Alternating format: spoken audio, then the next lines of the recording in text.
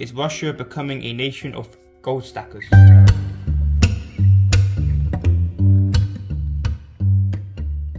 Welcome back to my channel, guys. In this video I'm going to be going through a recent article that I came across today. I'm going to be reading it and I'm going to give some of my thoughts on it. So it says that I'm going to bring it up on screen in a minute. So it says here, the Ukraine war turns Russia into a nation of gold bugs. The demand for gold coins and bars jumps as VAT on purchases is scrapped and foreign currency becomes scarce. So Russia is becoming a nation of gold bugs. They've got a stock image here. So after Russian President Vladimir Putin announced the country's invasion of Ukraine last February, Natalia Smirnova's phone started ringing off the hook. Their financial advisors' Russian clients were panicking. Should I buy gold? One asked her. If worst comes to worst, at least I can bury it. The attitude was shared by many and it turned Russia into an unexpected nation of gold bugs almost overnight. So it seems like this one phone call seemed to spark Russia's curiosity of gold. So demand for gold bars and coins last year grew faster in Russia than in any other country, rising to nearly 5 times the level of the previous year, according to data from the World Gold Council. While Russia has long been one of the world's largest gold producers, accounting for almost a tenth of global production, its retail investors have historically shunned the metal, partly due to a 20% value added tax on purchase of bars. So the reason why they don't buy gold, they historically didn't buy gold, they didn't see it as an investment, was because they had a really high value added tax, almost like the UK. In the UK we have VAT on silver, but we don't have it on gold. So that's why it's more attractive to buy gold in the UK. But let's see what they say more. So people usually turn to dollars and euros during the times of trouble, but that has all changed. Private citizens are looking for a way to save money, and euros and dollars are in short supply, so the popularity of gold has surged. So they bought dollars. So it said chief.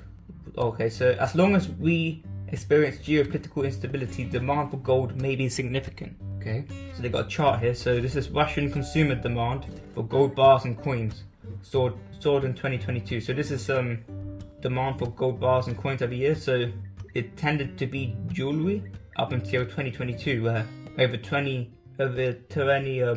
not sure what that's measuring.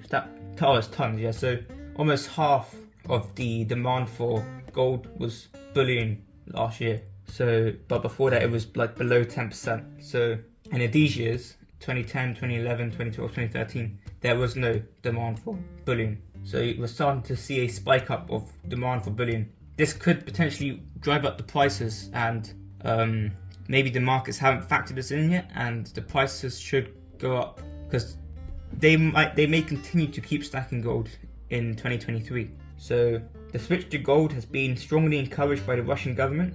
So the government has been encouraging it, and the central bank in March restricted sales of foreign currency, and on the same day Putin scrapped VAT on gold bar purchases, sparking a surge in buying. Oh, so they got rid of the VAT. That's why they're buying it, because they had a 20% VAT on this. So if you want to buy it, to pay a 20% tax. That's a lot. That's like what we have on silver in the UK. In the UK we have silver that has where you have to pay VAT on it, 20%. So if the coin is £27 after premiums, then you have to pay an extra 20% of that, which is like an extra £5 or £6. So we don't have, in the UK we don't have VAT on gold, so there's no taxes on gold. You can just buy it, and Britannias are actually CGT exempt, so you don't have to pay capital gains tax, and they're VAT exempt. So that's why if you're in the UK, it's actually a good option to buy gold, because you don't have to pay all that VAT. But apparently in March last year, Putin scrapped the VAT that the Russians had to pay. So anyway, Finance Minister Anton Siluanov told Russians that the dollar was volatile and exposed to various risks, highlighting that precious metals were an attractive alternative. So they have a really good finance minister. I wish we had a finance minister like that here. Here we don't. Here the finance minister doesn't really believe in gold. So investing in gold will be a great alternative to dollars. amid an unstable geopolitical situation, he said in press release in March. Okay, so Russian buyers were soon queuing for gold as banks rushed to meet demand for the smaller bars preferred by retail investors. So that's another thing. Russians tend to prefer bars instead of coins for some reason. Probably because it's closer to spot, I believe. So they prefer to buy bars. I don't know if my strategy going forward will be buying bars, but for now I'm just buying coins.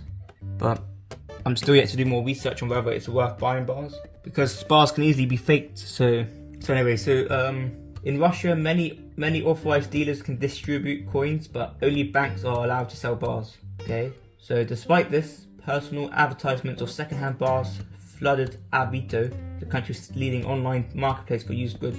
To calm the frenzy, the Russian central bank stopped buying gold on March 15th, 2 weeks after its first gold purchase in 2 years, but resumed 10 years later. So the market was disoriented. The bank's first deputy governor, Alexei Zabotkin, said later by way of explanation for the bank's activity.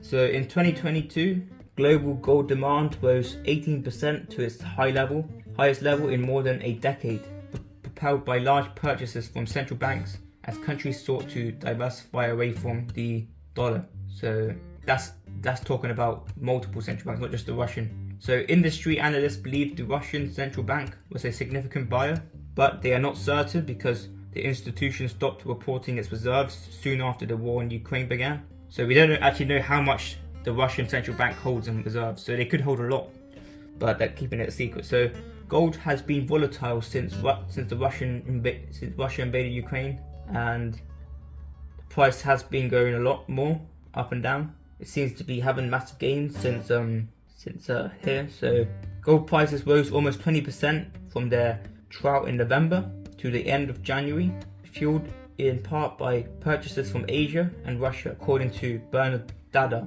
commodity analyst at Natixis. There was a lot of effort by Russia and China to make the dollar less influential to stop it from being the petrodollar, he said. So Russia and China are joining forces to try and make the dollar less influential. So the price has fallen 4.4% this month as euphoria about China's post-coronavirus reopened has waned. The recent policy changes in Russia are similar to the way China opened its gold market at the beginning of the 2008 financial crisis. He said the Chinese made it much easier for investors to buy into gold, and that is when we saw the boom. Despite last year's surge, Russian demand for gold bars and coins last year was only 2% of the global total, according to World Global Council data. So it wasn't that much actually. So it was like 2% of the total demand. But China at 19% remains the world's largest buyer. So China is the biggest buyer. China's bought 19% of the world's gold purchases last year. So Russian gold miners are also desperate to find new buyers as people seek to diversify their savings. Before the war, Russia consumed just a fifth of its gold, exporting the rest. So towards the end of 2022, Russia succeeded in redirecting gold exports to Asia, specifically China. And Valery Yemelyanov, stock market analyst at BCS World of Investments, Russian gold exports to China skyrocketed by 63%, growing 150 million per year. So it seems like most of the gold that Russia bought is being sent to China, and that's why China is the biggest buyer now. So underdeveloped infrastructure for retail gold investment may, however, dampen public enthusiasm. People can only sell the bars back to banks, for example. Storing gold is another issue because many people store gold at home. Every scratch can reduce the value of a gold bar, said Smirnova, the financial consultant. Not everyone understands they cannot keep bars in a shoebox. So it seems like a good article, but the person that wrote this article probably isn't a gold stacker. Probably doesn't know too much about gold, because gold bars tend to be at spot anyway. Gold bars tend to be close to spot anyway. So it seems like China is buying most of the gold, but Russia was buying it in 2022, but is selling most of it to China. But let's see how it turns out. So anyway, guys, hope you learned something from this video. If you did, please hit the like button and the subscribe button, and I'll be uploading more videos in the next coming days, so stay tuned.